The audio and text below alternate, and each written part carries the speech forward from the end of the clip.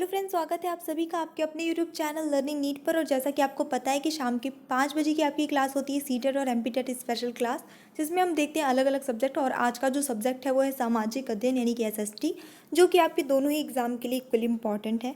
तो चलिए स्टार्ट करेंगे सेशन फिर बिना टाइम वेस्ट किए। एंड या जितने लोग भी जुड़ चुके हैं सभी को गुड इवनिंग। रिप्लाई करने के लिए रेडी हो जाइए। चैनल पर न्यू है तो प्लीज़ सब्सक्राइब कर लीजिएगा। तो आज का जो फर्स्ट क्वेश्चन है वो है 19वीं शताब्दी के मध्य में किस ब्रिटिश इतिहासकार ने भारत के इतिहास को 3 कालों में बांटा है? कौन से 3 काल? हिंदू काल, मुस्लिम काल और ब्रिटिश काल। James Mill, V Smith, Charles Eyre या फिर मैक्स मूलर। 19वीं शताब्दी के मध्य। तो बिल्कुल यहाँ पे जो करेक्ट आंसर हो जाता है आपका ऑप्शन नंबर ए हो जाएगा, जेम्स मिल। अगला क्वेश्चन देखेंगे। निम्न में से कौन सी विशेषता सिंधु घाटी सभ्यता की नहीं थी? जो नहीं थी वो बताना है। नगर साफ सुथरे एवं जलमल निकासी सर्वोच्च थी। मकान के दरवाजे पीछे की ओर मतलब खुलते थे, ये कहना चाह रहा है। मकान अच्छी व पक्की ईंटों से निर्मित थे। सड़कें सीधी तथा एक दूसरे को समकोण पर काटती थी। तो देखिए बाकी सारी तो इसकी विशेषताएं थी, लेकिन ऑप्शन नंबर जो आपका बी है कि मकान के दरवाजे पीछे की ओर खुलते थे, ये गलत है। तो यही आपका करेक्ट आंसर हो जाता है। ऋग्वेद काल की स्त्रियों के संबंध में निम्नलिखित में से कौन सा असत्य है? स्त्रियों का विवाह यौवनारंभ से पूर्व हो जाता था। स्त्रियां युद्ध में भाग लेती थीं। स्त्रियां यज्ञ अनुष्ठान करती थीं। स्त्रियां सभा में भाग लेती थीं। तो असत्य बताना है। फिर से निगेटिव क्वेश्चन है ऋग्वेद काल की स्त्रियों के बारे में। तो बिल्कुल उस समय पे क्या है, स्त्रियां युद्ध में भाग नहीं लिया करती थी। तो ऑप्शन नंबर बी सही हो जाता है। मौर्य साम्राज्य का विस्तार कावेरी नदी घाटी से कहाँ तक था? काबुल नदी घाटी, कुबा नदी घाटी, ऑक्सस नदी घाटी या सिंधु नदी घाटी। मेरे ख्याल से मौर्य साम्राज्य बहुत ही विस्तृत साम्राज्य था और इसके बारे में सभी को पता होगा आई थिंक। तो ये जो था वो कावेरी नदी घाटी से ऑक्सस नदी घाटी तक विस्तृत था।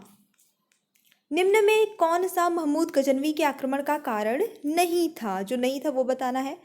वह यहाँ धन एकत्रित करने आया था। उसका उद्देश्य भारत में साम्राज्य स्थापित कर ईरानी संस्कृति का प्रसार करना था। उसका उद्देश्य भारत में इस्लाम का प्रसार करना था। वह यहाँ मंदिरों को लूटने के लिए आया था।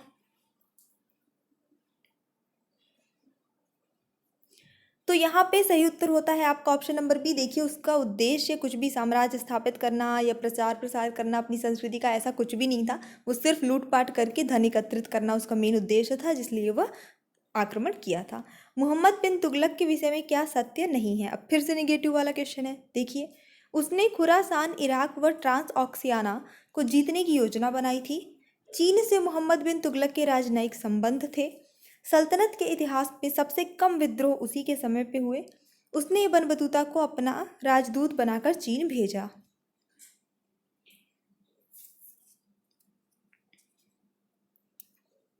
तो देखिए मोहम्मद बिन तुगलक ने जो है 1320 से लेके 1398 तक शासन किया था। और बाकी सारी चीज़ें सही हैं, सिर्फ ये है कि ये कहना गलत होगा कि सल्तनत के इतिहास में सबसे कम विद्रोह उसी के समय हुए, ये कहना गलत होगा यहाँ पे। तो यही वाला आपका करेक्ट आंसर होता है। दीन इलाही अकबर की साम्राज्यवादी भावनाओं का शिशु व उसकी राजनीतिक महत्वाकांक्षाओं का एक धार्मिक जामा है। यह विवरण अकबर के संबंध में किसने दिया है? स्मिथ ने, हैवेल ने, खफी खान ने या राल्फ फिच ने?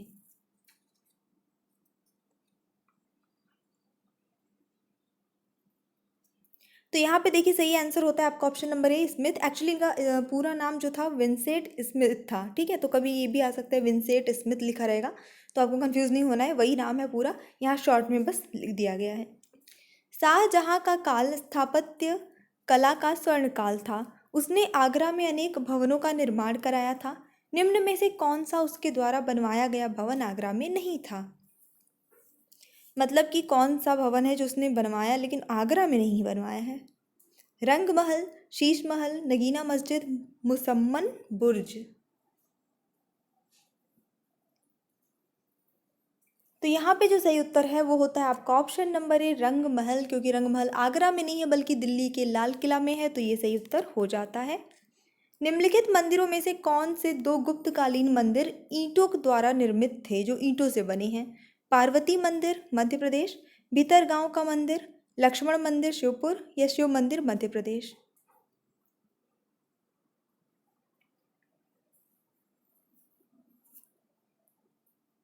तो यहाँ पे जो सही उत्तर हो जाता है इस प्रश्न के लिए, देखिए वो आपका ऑप्शन नंबर ए होगा, क्योंकि भीतरगांव का मंदिर और लक्ष्मण मंदिर ये दोनों ईंटों से निर्मित थे।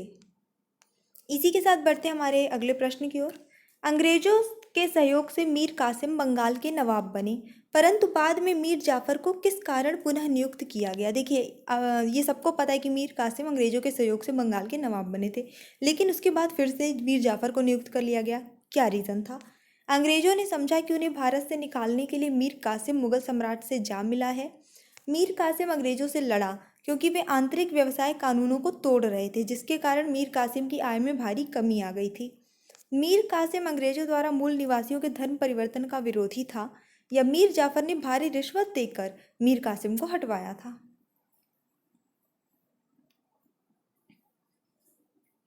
तो चलिए देख लेते हैं, यहाँ जो सही उत्तर था वो था ऑप्शन नंबर 2। भले ही वो अंग्रेजों के सहयोग से बंगाल के नवाब बने थे, लेकिन जब उन्होंने देखा कि अंग्रेज जो है वो आंतरिक व्यवसाय कानून तोड़ रहे हैं और आय में भी कमी आ रही है उसकी वजह से, तो उन्होंने क्या है कि वो लड़ा और लड़ने पे हार गए। तो जब वो हार गए तो फिर उसके बाद अगेन मीर जाफर को बना दिया गया, नियुक्त कर लिया गया। डलहौजी की कुछ कार्यवाहियों ने भारत में गंभीर असंतोष को जन्म दिया, जो सन 1857 के विद्रोह के लिए भी उत्तरदायी रही।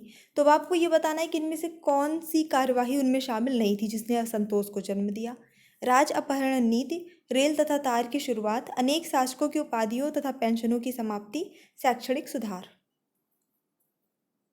असंतोष को जिसने जन्म नहीं दिया, तो ऑप्शन नंबर यहाँ पे बी आपका सही जाता है। रेल तथा तार की जो शुरुआत हुई थी उससे ऐसे कोई असंतोष जनता में व्याप्त नहीं हुआ था, वो इसका कारण नहीं बना था। चलिए देखेंगे अगला प्रश्न। राजा राम मोहन राय ने अपने असाधारण काम की खातिर भारतीय इतिहास में अपनी पहचान बनाई, तो उनका मुख्य काम किस दिशा में था? धर्म को ऊंचा उठाना, समाज सुधार करना, शिक्षा या अंग्रेजों का परिचय। तो बिल्कुल सही उत्तर होता है यहाँ पे आपका समाज सुधार करना, वो समाज सुधारक थे, तो यही सही आंसर हो जाता है, सभी का सही आंसर अगर आपने यही गेस किया है तो। गांधी जी ने शिक्षा में सुधार हेतु बुनियादी शिक्षा की सिफारिश की, उनकी इस योजना के संदर्भ में कौन सा कथन असत्य है? निगेटिव वाला आपको लेना है यहाँ पे। 7 से 14 वर्ष के बालकों हेतु शिक्षा अनिवार्य एवं निःशुल्क हो, उस समय की बात हो रही है जब उन्होंने ये किया था स्टार्ट। शिक्षा मातृभाषा में हो, शिक्षा का बुनियादी उद्देश्य है अंग्रेज विरोधी नागरिक पैदा करना, शिक्षा जीवन के यथार्थ से जुड़ी हो और दूसरों पर निर्भर रहने की आदत से छुटकारा दे। तो असत्य कथन ये हो जाएगा कि शिक्षा का बुनियादी उद्देश्य है अंग्रेज विरोधी नागरिक पैदा करना, ये ऐसा उद्देश्य उनका नहीं था। निम्नलिखित में से भीतरी ग्रह कौन से हैं? पृथ्वी व सूर्य के बीच पाए जाने वाले ग्रह, सूर्य व क्षुद्र ग्रहों की पट्टी के बीच पाए जाने वाले ग्रह, वे ग्रह जो गैसीय हैं या बिना उपग्रह वाले ग्रह।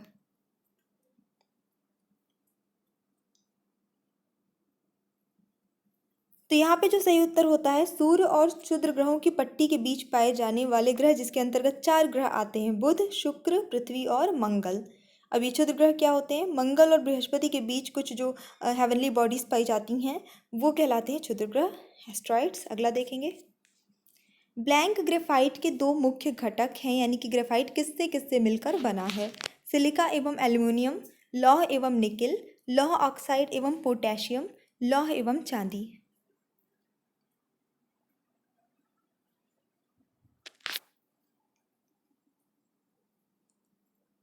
तो चलिए देख लेते हैं यहाँ पे जो सही उत्तर हो जाता है वो इसका क्या हो जाएगा। तो यहाँ पे ऑप्शन नंबर ए सही होता है, सिलिका एवं एल्युमिनियम, यही इसका करेक्ट आंसर हो जाएगा। तो ये हमारा छोटा सा सेशन था और मुझे पूरी उम्मीद है कि आपको पसंद आया होगा। सभी सब्जेक्ट की मैंने अलग अलग प्लेलिस्ट बना रखी है और उसकी लिंक सबकी मैंने डिस्क्रिप्शन बॉक्स में दे रखी है, आप वहाँ से जाके आराम से जो सब्जेक्ट पे जाना चाहे जा सकते हैं। 1400 से भी ज़्यादा वीडियो अवेलेबल हैं चैनल पे आपके इसी एग्ज़ाम के लिए, तो यस आप वहाँ से लाभ उसका उठा सकते हैं। अगर आप चैनल पे न्यू हैं और आपने अभी तक चैनल को सब्सक्राइब नहीं किया है तो प्लीज़ कर लीजिए, आपके लाइक से सब्सक्रिप्शन से बहुत ज़्यादा मोटिवेशन मिलता है, तो कर लीजिएगा। So thanks for watching, keep studying and bye bye.